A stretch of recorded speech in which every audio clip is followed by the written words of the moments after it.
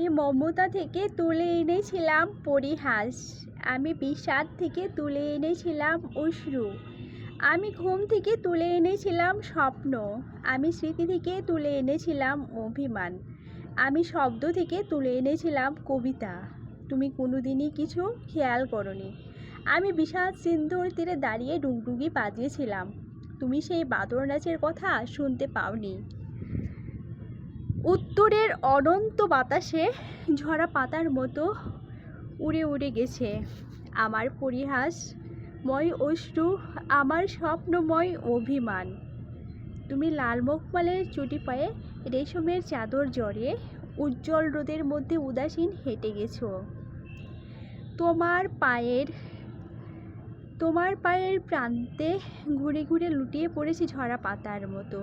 আমার পরিহাস, আমার কবিতা। বছরের পর বছর, দিনের পর দিন, গ্রীষ্ম নেই, বর্ষা নেই, শুধু শীত আর শীতের হাওয়া।